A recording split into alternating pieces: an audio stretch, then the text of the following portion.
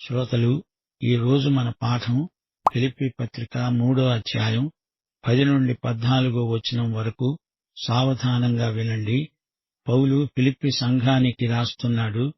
అంటున్నాడు, ఏ విధము చేతనైనా మృతులలో నుండి నాకు పునరుత్థానము కలగాలని, ఆయన మరణ విషయములో సమానానుభవము కలవాడనై ఆయనను, ఆయన పునరుత్థాన బలమును ఎరిగి ఉండే నిమిత్తము, ఆయన శ్రమలలో పాలివాడిని అవటం ఎలాంటిదో ఎరిగి ఉండే నిమిత్తము సమస్తమును నష్టపరుచుకొని వాటిని పెంటతో సమానముగా ఎంచుకుంటున్నాను. ఇదివరకే నేను గెలిచాను అని గాని, ఇదివరకే సంపూర్ణ సిద్ధి పొందాను అని గాని నేను అనుకోవడం లేదు. గాని నేను దేని నిమిత్తము క్రీస్తు యేసు చేత పట్టబడ్డానో దానిని పట్టుకోవాలని పరిగెత్తుతున్నాను. సహోదరులారా, నేనిదివరకే పట్టుకొని ఉన్నానని తలంచను. అయితే ఒకటి చేస్తున్నాను, వెనక ఉన్నవి మరచి ముందున్న వాటి కొరకై వేగిరపడుతూ క్రీస్తు యేసునందు దేవుని ఉన్నతమైన పిలుపునకు కలిగే బహుమానమును పొందాలని గురివద్దకే పరిగెత్తుతున్నాను. శ్రోతలు వింటున్నారా? సౌలు ధర్మశాస్త్రీయమైన నీతిని సమర్థించుకోవటం లేదు. నేనెంత మతనిష్ట గలవాణ్ణో చూడండర్రో అని పౌలు వాదించటం లేదు. సంఘాన్ని హింసించినవాడు గతాన్ని గురించి లెక్క ముగించాడు. వర్తమాన కాలాన్ని గురించిన లెక్క కూడా పూర్తిగా మార్చాడు. నా ధ్యేయం ఒకటే, యేసును వ్యక్తిగతంగా ఇంకా ఎరిగి ఉండాలి అనే తపన అతనిలో ఉంది. యేసు పునరుత్థాన శక్తిని తానింకా లోతుగా అనుభవించాలనే ఉత్కంఠ అతనిలో ఉంది. యేసు శ్రమలలో తనకు భాగం ఉంది. అది అనుభవపూర్వకంగా తెలుసుకోవాలని పౌలు కోరిక. యేసు మరణంలో తాదాత్మ్యం చెందుతాను అనే కోరిక అతనిలో తీవ్రతరమవుతున్నది. మృతుల పునరుత్థానమనేది ఒక సిద్ధాంతంగా కాక తన స్వకీయ అనుభవం కావాలి. ఇది నిరంతర సాధన. శ్రోతలు ధ్యానించండి. విశ్వాసము ద్వారా రక్షించబడి ఉన్నాము అంటే ఆ తరువాత మనం చేసేది ఏమీ లేదు అని కొందరి అభిప్రాయం. విశ్వాసం ద్వారా కృపచేత రక్షించబడ్డాను, అది చాలు, ఇక హాయిగా కడుపులో చల్ల కదలకుండా కూర్చోవచ్చు అనుకోకండి. రక్షించే విశ్వాసం నిన్ను కదిలిస్తుంది. సజీవ విశ్వాసం పనిచేస్తుంది. విశ్వాసివి నీవు విశ్వాసాన్ని ప్రయోగించి అద్భుతమైన ఫలితాలు పొందగలవు. యాకోబు పత్రిక 2వ అధ్యాయం 18వ వచనం అంటోంది, ఒకడంటాడు, నీకు విశ్వాసమున్నది, నాకు క్రియలున్నవి. క్రియలు లేకుండా నీ విశ్వాసమును నాకు కనపరుచు. నేను నా క్రియల చేత నా విశ్వాసమును నీకు కనపరుస్తాను. సోదరుడా, నీవు రక్షించబడిన వ్యక్తివైతే నీ విశ్వాస క్రియలేవీ చూపించు. నీ విశ్వాసం పనిచేయనిదైతే అది మృతమే. నీవు రక్షించబడినట్లు కాదు. పౌలు చెబుతున్న మాట ఇదే. విశ్వాసము ద్వారా నీవు రక్షించబడి ఉంటే నీలో ఒక కొత్త ప్రేరణ, ఒక కొత్త ఉద్దేశ్యం, స్ఫూర్తి కలుగుతాయి. ఒక కొత్త జీవిత శైలి నీకు అలవడుతుంది. క్రీస్తునందలి విశ్వాసము నిన్ను మార్చి ఉండకపోతే నీవు రక్షించబడినట్లు కాదు. నీ పాత జీవితం అలాగే ఉండిపోయింది. గత జీవితమంతా నిర్జీవం. విశ్వాసము ద్వారా రక్షించబడిన నీలో విశ్వాసం పనిచెయ్యాలి. నీవు ఏమీ చెయ్యకుండా ఆ ఫలాన పరలోకానికి వెళ్లలేవు. మన ప్రయత్నం, దాని సాఫల్యము పరిశుద్ధాత్మ వల్లనే కలుగుతాయి. ఇది స్వప్రయత్నము కాదు, స్వనీతి కాదు. ధర్మశాస్త్రవేత్త అయిన ఈ పరిసయుడు ఒకప్పుడు దమస్కుకు ప్రయాణం సమకట్టాడు. క్రీస్తు శిష్యులను నిర్మూలం చెయ్యాలని చూచాడు. అయితే కృప, విశ్వాస నియమం ప్రకారం ఇప్పుడు భూదిగంతాల వరకు యేసు కోసం శిష్యులను సంపాదిస్తున్నాడు. క్రీస్తు సాక్షిగా ప్రయాసపడుతున్నాడు. నీ రక్షణ క్రియలకు సంబంధించింది కాదు. నీ కోసమై చనిపోయిన యేసును గురించి నీ తీర్మానమేమిటి? శిలువ మీది యేసుతో నీవేమి చేస్తావు? నీవాయనను నీ రక్షకుడుగా అంగీకరిస్తే నీ విశ్వాసము ద్వారా నీవు రక్షించబడతావు. ఈ విశ్వాసమే నీకు నీతిగా పరిగణించబడుతుంది. రక్షించబడిన తరువాత నీ జీవితం రక్షణను బట్టి వచ్చింది కాదు, తిరిగి క్రీస్తునందలి విశ్వాసమే నీకు నీతి అవుతుంది. నీతిమంతుడివైన నీవు విశ్వాసము వల్లనే జీవిస్తావు. ఏ విశ్వాసము నిన్ను నీతిమంతుణ్ణిగా చేసిందో అదే విశ్వాసము నిన్ను జీవింపచేస్తుంది. దేవుని కోసమై జీవించే విశ్వాసమే ఇది. అందుకే పౌలు నీతిమంతుడై విశ్వాసము వల్లనే జీవించగలుగుతున్నాడు. రక్షించబడిన తరువాత దేవుని కోసం ఏమీ చేయని ప్రజలు దేవునికే ఒక పెద్ద సమస్య అవుతున్నారు. కొందరైతే మేము ఏమీ చెయ్యలేము అంటారు. అది నిజం కాదు. మీరు ఏదైనా చెయ్యగలరు. పరిశుద్ధాత్మ నేతృత్వంలో మీరు ఎంతైనా చేయవలసి ఉంది. దేవుని పిలుపు నీకు నాకు ఉంది. ఉన్నతమైన ఈ పిలుపు పర్యవసానం గొప్ప బహుమతి. మనం బ్రతికి ఉన్నంతకాలం వాక్యం ప్రకటిస్తూనే ఉంటాము. ఆయన కొరకై పనిచేయడానికి విశ్వాసమే గొప్ప ప్రేరణ. యేసును ఎరిగి ఉండాలని నా ఆశ. యేసును అనుభవిస్తూ ఉండగా క్రీస్తు చైతన్యం అంతకంతకు వికాసవంతమై అధికతరమైన ఆధ్యాత్మిక ప్రగతి కానవస్తుంది. ఎవరికీ పరిపూర్ణ అనుభవం ఒక్క నిమిషంలో కలిగేది కాదు. అది ఎడతెగని ప్రక్రియ. పౌలు తన ఇహలోక జీవిత అవసాన దశలో కూడా ఇంకా క్రీస్తును తెలుసుకోవాలని ఉంది అంటున్నాడు. యేసు వ్యక్తిత్వాన్ని, ఆయన పునరుత్థాన శక్తిని ఇంకా ఇంకా తెలుసుకోవాలని ఉంది. ఇది పౌలులో ఉరకలు వేస్తున్న కోరిక. ప్రియ దేవుని బిడ్డలారా, వింటున్నారా? మన జీవితానికి గొప్ప ఆదరణ ఇదే. క్రీస్తు సత్యం, క్రీస్తు వాస్తవం మన అనుభూతిలో భాగమైపోవాలి. క్రీస్తు వాస్తవం నా జీవితానికి ఆధారం. మనందరిలో క్రీస్తే ఒక మహత్తరమైన శక్తిగల వ్యక్తి. యేసు శ్రమలలో మనమందరం పాలివారము. క్రీస్తు శ్రమలలో మనకు క్రీస్తులో సహవాసం. ప్రియశ్రోత, యేసుక్రీస్తు నీకోసం ఎంత శ్రమపడ్డాడో నీవు ఊహించగలవా? ఊహను మించిన క్రీస్తు శ్రమలతో నాకు ఈ సహవాసం గొప్ప కృపా పరిపాకం. ఆయన శ్రమలలో నేను ప్రవేశించడానికి తాపత్రయపడుతున్నాను. దాని ద్వారా నిత్యత్వపు దృక్పథం అలవడుతుంది. క్రీస్తు శ్రమల సహవాసం ఎలాంటిదో 22వ కీర్తన ధ్యానిస్తే మీకు బోధపడుతుంది. క్రీస్తు శ్రమల కోసం నిత్యత్వమంతా ఆయనను స్తుతిస్తూ మహిమపరుస్తూనే ఉంటాము. శ్రోతలు, దేవుణ్ణి స్తుతించడం నీకు బోరు కొడుతోందా? అలాగైతే నీకు నిత్యత్వం ఎందుకు? ఇక్కడి స్తుతి ఆనందం అక్కడ మహానందమై తారాస్థాయికి చేరుకుంటుంది. పౌలు అంటున్నాడు, ఏ విధంగానైనా నాకు మృతుల పునరుత్థానం కలగాలి. అదే నా ఆశ. తనకు పునరుత్థానమున్నది. ప్రభువు వచ్చినప్పుడు తాను ఎత్తబడతాడు. అందులో ఎట్టి సందేహమూ లేదు. మరి పౌలు ఇక్కడ ఈ మాట ఎందుకంటున్నాడు?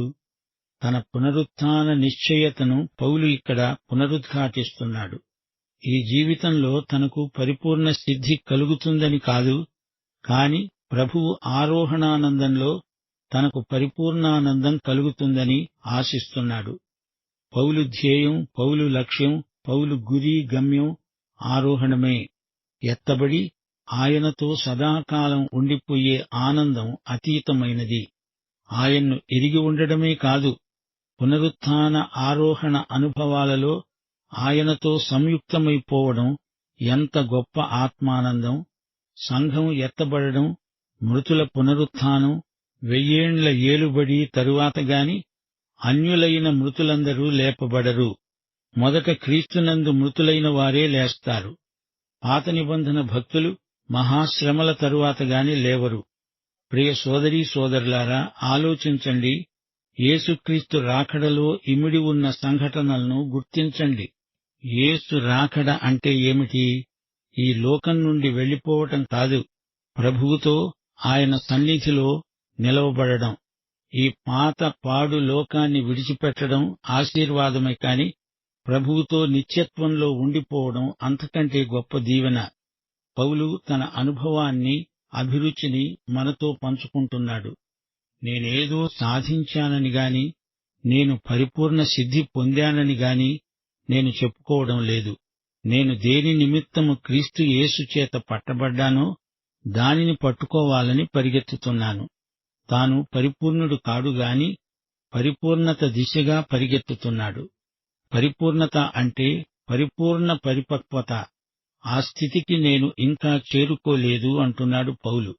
2 పేతురు 3:18 కూడా ఇదే మాట అంటోంది.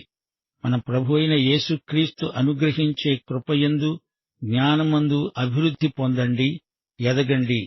పౌలు జీవితంలోని ఆధ్యాత్మిక విలువలు ఫిలిప్పీ 3:13 మనకు తేటగా కనిపిస్తున్నాయి. సహోదరులారా, నేను ఇదివరకే పట్టుకున్నాను అనుకోవడం లేదు. నేను దేనికోసం పట్టబడ్డానో దానిని పట్టుకోవడానికే ఈ పరుగు. అయితే నేను ఒకటి మాత్రం చేస్తున్నాను. చూచారా, పౌలు వినయశీలం ఎలాంటిది!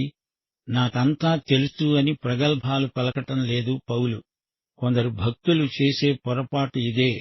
అయిపోయింది, పరిపూర్ణత సిద్ధించింది, ఇంకా నేర్చుకునేదేమీ లేదు. ఇలాంటి మనస్తత్వం కేవలం శరీరానుసారమైనది. అజ్ఞానంలో తృప్తి పొందడం ఆధ్యాత్మిక లక్షణం కాదు. నేనొకటి చేస్తున్నాను. ఆ ఒకటి ఏమిటి? తాను నిరాడంబరంగా క్లుప్తంగా జీవిస్తున్నాడు. ఈ లోకంలో ఉన్నంత వరకు ఎంత గొప్ప భక్తుడికైనా పరిపూర్ణత సిద్ధించదు. ఇదొక పరుగు పందెం. వెనుక ఉన్నవి మరచిపోతాను. భూతకాలాన్ని వెనకనే వదిలేస్తాను. గతకాలంలో నేను చేసిన తప్పులన్నీ గతించాయి. గతం గతమే, వెనక్కు పోయింది. నా భవిష్యత్ దర్శనానికి గతం అడ్డం రాకూడదు. వాటిని వెనక్కు నెట్టేశాను. వాటి సంగతే మరిచిపోయాను. తాను వర్తమాన కాలంలో జీవిస్తున్నాడు. భవిష్యత్తును గురించిన నిరీక్షణ ఉంది. తన ఆధ్యాత్మిక శీలం రాను రాను పెంపొందుతుంది. ఈ రోజును గురించి నిన్న నీవు కంగారు పడ్డావు. రేపటిని గురించి ఈ రోజు కంగారు పడుతున్నావు. నిన్న లేదు, రేపింకా రాలేదు. ఈ రోజు నిశ్చింతగా భవిష్యత్తులోకి పరిగెత్తు. గురి వద్దకు పరిగెత్తు. క్రీస్తు యేసునందు దేవుని ఉన్నతమైన పిలుపు నీకుంది. నీ పిలుపునకు గొప్ప బహుమానమున్నది. గురి తప్పిపోకూడదు. గురి చేరాలి. బహుమానాన్ని పోగొట్టుకోకూడదు. పౌలు ఒక క్రీడాకారుడు, జట్టి. పందెంలో పరిగెత్తుతున్నాడు. బహుమానం కోసం బాగా పరిగెత్తుతున్నాడు. పౌలు ఆ రోజుల్లో ఒలింపిక్ క్రీడలను శ్రద్ధగా చూచేవాడు. ఎఫెసులో ఒక పెద్ద క్రీడారంగ స్థలముంది. 1,00,000 మంది ప్రేక్షకులు కూర్చునే సదుపాయమున్నది. అప్పుడప్పుడు భారీ ఎత్తున ఈ క్రీడోత్సవాలు జరిగేవి. పౌలు ఎఫెసులో 3 సంవత్సరాలున్నాడు గనుక ఆయన ఈ క్రీడోత్సవాలను స్వయంగా చూచి ఉంటాడు. పౌలు ప్రబోధాలలో ఈ క్రీడలకు సంబంధించిన విషయాలను ఉదాహరణలుగా ఉపయోగించాడు. క్రీస్తు యేసునందు ఉన్నతమైన పిలుపునకు గొప్ప బహుమానం నాకు రాబోతోంది అని గట్టిగా నమ్మాడు. ఈ బహుమానం కేవలం ఐహికమైనది, భౌతికమైనది కానే కాదు. క్రీస్తు సన్నిధికి చేరి ఆయన ఇచ్చే బహుమానం పొందాలి. ఇది దేవుని ఉన్నతమైన పిలుపు, అనగా ఇది ఊర్ధ్వముఖమైన పిలుపు. మనము ఆయన సన్నిధిలో నిలుస్తాము. మనము ఆయనలాగే ఉండే స్థితికి మార్చబడతాము. భవిష్యత్తులో ఈ గొప్ప అనుభవం పౌలు కోసం కనిపెట్టుకొని ఉంది. పౌలుకే కాదు, ప్రతి విశ్వాసికి ఈ బహుమాన వాగ్దానమున్నది. శ్రోతలు గమనించండి. ఈ పరుగు దేనికి? రక్షణ కోసమా? కాదు. రక్షణ మనం చేసిన దానికి బహుమానం కాదు. క్రీస్తును అంగీకరిస్తేనే రక్షణ. క్రీస్తును అంగీకరించారా లేక తిరస్కరించారా? ఇదే ప్రాతిపదికమైన ప్రశ్న. నీకు క్రీస్తున్నాడా లేడా? క్రీస్తునందు విశ్వాసము ద్వారా మనకు రక్షణ ప్రాప్తిస్తుంది. దేవుని కృపచేత మనకు రక్షణ కలుగుతుంది. రక్షణ ఉచిత వరం. ఉచిత దానానికి బహుమానానికి ఎంతో తేడా ఉంది. నీ పుట్టినరోజు నీకు స్నేహితులు ఏవో బహుమానాలిస్తారు. వాటి కోసమని నీవు ప్రయాసపడిందేమీ లేదు. ఎఫెసీ పత్రిక 2:8-9 వారు విశ్వాసము ద్వారా దేవుని కృపచేతనే రక్షించబడి ఉన్నారు. అది మీ వలన కలిగినది కాదు, దేవుని వరమే. అది క్రియల వలన కలిగినది కాదు గనుక ఎవడూ అతిశయపడడానికి వీల్లేదు. పందెం పరిగెత్తితే రక్షణ దానికి బహుమానంగా వచ్చింది అనుకుంటున్నారా? అలా కానే కాదు. రక్షణ అనే వరం నీవు స్వీకరిస్తావు అంతే. పౌలు సంగతి చూడండి. అతడు నిత్యజీవం పొందాక పరుగు మొదలైంది. రక్షణానంతర జీవితంలో క్రీస్తు పౌలుకు సర్వస్వమయ్యాడు. క్రీస్తునే పూర్తిగా సంపాదించుకునే గురితో పరిగెత్తుతున్నాడు. ఒకానొక రోజు క్రీస్తు సమక్షంలో నిలుస్తాడు. పౌలు ఆలోచనంతా ఇదొక్కటే. నేనాయన ఎదట నిలిచినప్పుడు నేనేమీ సిగ్గుపడనక్కర్లేదు. 1 యోహాను 2:28 హెచ్చరిక. చిన్న పిల్లలారా, ఆయన ప్రత్యక్షమైనప్పుడు ఆయన రాకడయందు మనము ఆయన ఎదుట సిగ్గుపడక ధైర్యము కలిగి ఉండునట్లు మీరాయన యందు నిలిచి ఉండండి. అవును, క్రీస్తు రావాలని ఎందరో అభిలాషను వ్యక్తం చేస్తారు. అయితే ఆయన రాకడలో ఏమి జరుగుతుందో వారు ఎరిగి ఉంటే ఆయన ఇప్పుడే రాకుండా ఉంటే మంచిది అంటారేమో. నీవు నిర్లక్ష్యంగా నీకు ఇష్టమొచ్చినట్టు బ్రతుకుతూ ఆయన రావాలి రావాలి అని పాటలు పాడగానే నీ అసలు ఉద్దేశ్యము ఏమిటో గ్రహించాలి. ఆ రోజున నీవు క్రీస్తు న్యాయపీఠమెదుట నిలువబడాల్సి ఉంటుంది. జాగ్రత్త. నీ జీవితాన్ని నీవెలా జీవించావో వివరంగా లెక్క అప్పగించాల్సి ఉంటుంది. ప్రియ శ్రోత, పందెపు రంగమిది. పరుగు మొదలుపెట్టు, అనగా క్రీస్తు కోసము జీవించటం మొదలుపెట్టు. వింటున్నారా శ్రోతలు? పౌలీయ సందేశం ఎంతో సూటిగా తేటగా ఉంది. క్రీస్తును ఎరిగి ఉండడమంటే ఆయన పునరుత్థాన శక్తిని పొందటమే, ఆయన శ్రమలలో భాగస్వామ్యం పొందటమే. నీవు ఆయన రూపానికి మార్చబడుతూ ఉంటావు. మృతులలో నుండి తిరిగి లేపబడే అనుభవం ఎంత గొప్పది! అది నా జీవితంలో ఒక భాగమైపోయిందంటే అది నాకెంతో గొప్ప భాగ్యం. క్రీస్తును అనుభవించటంలో ఎంతో విలువ ఉన్నది. క్రీస్తును నీవు అనుభవించడం కేవలం వ్యక్తిగతం. ఇది మానసిక జ్ఞానం కాదు. నీవు ఒక వ్యక్తిగా యేసు అనే వ్యక్తిని అనుభవించడం. ఇది ఆధ్యాత్మిక అనుభూతి. ఎరిగి ఉండడం అనే మాట పాత నిబంధనలో ప్రత్యేకార్థంలో ప్రయోగించబడింది. ఆదికాండం 4:1 ఆదాము తన భార్య అయిన హవ్వను కూడినప్పుడు ఆమె గర్భవతి అయి కయీనును కన్నది. కూడడం అంటే ఎరుగుట అనే భావం అందులో దాగి ఉంది. ఇద్దరు వ్యక్తుల మధ్య అతి సన్నిహిత సంబంధాన్ని సూచించే మాట ఎరుగుట. క్రీస్తును గురించి తెలుసుకోవడం కాదిది, వ్యక్తిగతంగా ఆయనను అనుభవించడం. క్రీస్తును ఎరిగి ఉండడమంటే ఎంత లోతైన అర్థముందో గుర్తించండి. ఎరుగుట అంటే క్రీస్తు పునరుత్థాన బలం పొందటం. పునరుత్థానమంటే యేసు ఎప్పుడో చనిపోయి తిరిగి లేచాడు అనటం కాదు. యేసుకు చరిత్రలో సంభవించింది మాత్రమే అనుకుంటున్నారా? యేసు పునరుత్థానమంటే అదొక మహాశక్తి, విశ్వాసి జీవితంలో పనిచేసే దివ్యశక్తి. మనకు ఈ శరీరం ఎంతో ముఖ్యం. శరీరంతో ప్రభువు లేచాడు. 1 కొరింథీ 6:13 దేహము ప్రభువు నిమిత్తమే, ప్రభువు దేహము నిమిత్తమే. పునరుత్థానం మరో జీవితమున్నదనడానికి రుజువు. రోమాపత్రిక 8:11 మృతులలో నుండి యేసును లేపిన వాని ఆత్మ నాలో నివసించిన ఎడల, మృతులలో నుండి క్రీస్తు యేసును లేపినవాడు చావునకు లోనైన మీ శరీరములను కూడా మీలో నివసిస్తున్న తన ఆత్మ ద్వారా జీవింపచేస్తాడు. గలతీ పత్రిక 6:17 పౌలన్నాడు, నేను యేసు యొక్క ముద్రలు నా శరీరమందు ధరించి ఉన్నాను. అనగా క్రీస్తు శ్రమలలో విశ్వాసికి భాగస్వామ్యమున్నది. విశ్వాసము కోసం శ్రమలు పడడమంటే అది శిక్ష కాదు, క్రీస్తు సేవలో పాలు పొందే మహాభాగ్యం. ఈ పాఠంలో మరో సత్యం మనం నేర్చుకున్నాము. క్రీస్తుతో విశ్వాసి పూర్తిగా సంయుక్తపరచబడి ఉన్నాడు. దినదినము ఆయన మరణముతో సమైక్యమై ఆయన పునరుత్థాన శక్తిని అనుభవిస్తున్నాడు. ఆయన శిలువ మరణంతో ఏకీభవించిన వారు ఆయన పునరుత్థాన జీవమును పంచుకుంటారు. ముగింపులో పౌలు ఏమన్నాడో మరోసారి మననం చేసుకుందాము. యేసుక్రీస్తు నిన్ను ఎందుకు పట్టుకున్నాడో దాన్ని నీవు పట్టుకునేందుకే ఇలా ప్రయాసపడుతున్నావు. పరిపూర్ణ సిద్ధి ఎప్పుడొస్తుంది? ప్రభువు కోసం శ్రమలలో నిష్ణాతులమైనప్పుడు. దానికి పరాకాష్ఠ హతసాక్ష్యం. మనమంతా పరిపూర్ణులమవడానికి సాగిపోతున్నాము. దమస్కు మార్గంలో యేసు పౌలును పట్టుకున్నాడు. ఎందుకు పట్టుకున్నాడు? ఉద్దేశ్యమేమిటి? అదే దర్శనం నెరవేర్పు కోసమై, దాని నెరవేర్పు బిందువును చేరుకునేందుకు పౌలు పరిగెత్తుతున్నాడు. ప్రియ సోదరుడా, సోదరి, నీవి యేసుక్రీస్తును నీ స్వకీయ రక్షకుడుగా, ప్రభువుగా ఎరుగుదువా? క్రీస్తునందు నీ గమ్యమేమిటో కనుగొన్నావా? అదే దిశగా పయనిస్తున్నావా? అయితే ఈ పాఠమంతా నీకోసమే. పాఠం ఇంతటితో సమాప్తం.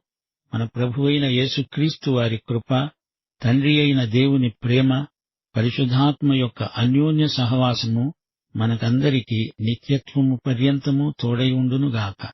ఆమేన్.